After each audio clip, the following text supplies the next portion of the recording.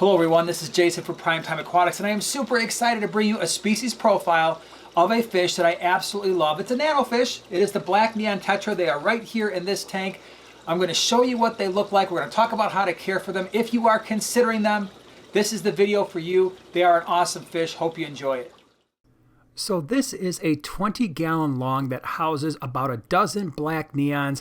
And as I mentioned, these are my favorite neon. I absolutely love this fish. We've had them in our fish room for many, many years. Took a little break from them, but they are back, and I am glad to have them back. This is a great scape. If you want to see more about this fish tank, check out the card in the upper right-hand corner. I'll also put a video down in the description below. So the black neon is a wonderful fish. It is from Brazil. The water there is a little bit on the acidic side. It is also on the softer side. Now these fish, as you can see, they don't get very large. These are basically full grown. And by the way, we got these from Flip Aquatics. They are a channel sponsor, flipaquatics.com. If you're interested in these fish, you can't find them around you, definitely worth checking them out. We got in a dozen, like I said, and they all came in healthy and basically this size, and they've been doing great.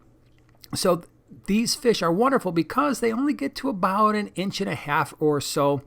The colors are fantastic. You can see that nice black line, and then they've got that iridescent blue stripe right above. Really makes them a striking fish in just about any type of tank you could imagine.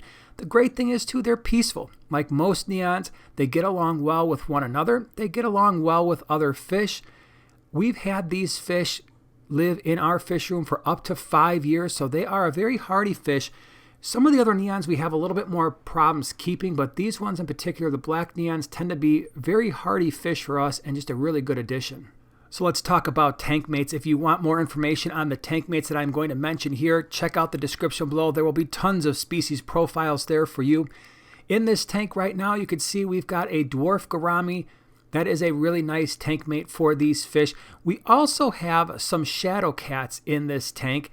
They're a little bit hard to see, but they're wonderful fish. They get to be about 2 inches or so, kind of look like pygmy cories, which would be another great option, but they get a little bit larger. Most cory cats are going to work out fine. So your standard cories, your pygmy cories are all going to do great. We have some clown plecos in this tank. That's a great addition, as would be some otocinclus. Some bristlenose plecos would all work. Pretty much all of your rasboras are going to work out really well. So your brilliant green rasboras, your pork chop rasboras, lamp eyes, mira rasboras, these are all going to be great fish. Other types of tetras, as long as they're not on the aggressive side, so other types of neons will work. Ember tetras, gold tetras will probably work out really well. You could potentially put these with pea puffers. Gouramis, yes, we've got the dwarf gourami in here, but also honey gouramis. Your sparkling gouramis might be a really good option. Things like threadfin rainbows, glass cats, hatchet fish would work. So there's lots of options here. If you're looking for cichlids, stay on the smaller side. You don't want anything that's going to be large enough to eat these fish. General rule of thumb, if a fish can fit another fish in its mouth, the smaller one could wind up as fish food. So if you're looking at cichlids for a centerpiece, rams, apistogramma would work, keyhole cichlids, curviceps, those are all really good options.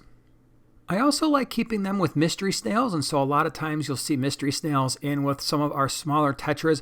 Adult Neocaridina shrimp may work, but these fish may very well prey on the smaller shrimplets, so you probably wouldn't get a whole lot of breeding there. So the water parameters, I found these fish to be pretty tolerant of a wide range of water parameters. Anywhere from a 5.5, maybe 6 on the more acidic side. We have a pH of 8. I would say that's about the upper limit. So somewhere around between 6 and 8, you're probably going to be there. These fish are going to be doing well. Water hardness, somewhere between 3 and 10 degrees. Our water hardness is closer to that 10 degrees, so we're pushing the upper limits.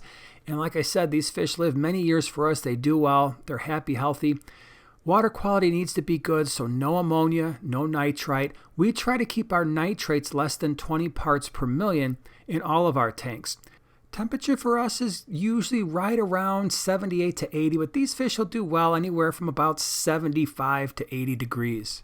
What we feed these fish are generally North Fin foods, so we have North Fin flakes, North Fin micro pellets. We also like to feed frozen brine shrimp If you're going to feed bloodworms, you're probably going to have to cut them up into smaller pieces. They also go absolutely crazy for live baby brine shrimp if you ever want to give them a live snack. Tank size, could you get away with a 10-gallon? Possibly. I think a 20-gallon is a more appropriate size, mostly because you want to keep these fish in large groups as we've done here. So at least a minimum of 6. And this is definitely a fish that's going to hang out and school more tightly together than maybe some of the large tetras do. So how should you set up your tank for these wonderful fish? Well, I think what we've done here is a pretty good example. What we've got going on in this 20-gallon tank, we do have a lighter sand substrate. Now, if there's one thing I would change to bring out the colors of these fish a little bit more, I might put them on a darker substrate. A black sand would work really well. Whether it's sand or gravel, it really doesn't matter for these fish. They don't interact with the substrate at all. As you can see, they are mostly mid to upper water swimmers. Plants will do great. We have live plants in here. We have some jungle val. If you wanted to use fake plants, that's fine. We put a little bit of rock work and some driftwood in. Fish tank decorations are going to work out great just so they feel a little bit more secure. They have a little bit more interactive environment for themselves. We use hang-on back filters in some of our tanks, and in this tank we have a hang-on back filter. This tank is illuminated by one Phoenix Stingray light. And that's pretty much the extent of what we've got going on. If you are interested in breeding these fish, they breed very similar to most other tetras. They are egg scatterers, which means you're probably going to want to make sure that you've got at least a pair, possibly a group in a 10-gallon. Put a spawning mop in that tank. Allow them to breed by feeding them really high-quality foods. They will breed. They will scatter the eggs in the spawning mop. It's easiest just to remove the spawning mop from the tank. Put it in a separate tank that has already been cycled. The fish will usually hatch in a day or two. They're going to be very tiny, so they're going to need fry food. And then usually within a week or two, they can shift to live baby brine shrimp. Overall, this is a fantastic fish. We love them. They are a great addition to just about any community tank, provided that you don't have fish large enough to eat them. Highly recommend. If you haven't given them a try yet, you definitely should. They'll add a lot of personality, a lot of color. If you want more information on some of the tank mates we talked about in this video, check out the upper and lower right-hand corners and the description. Appreciate you being here, and we'll see you in the next one.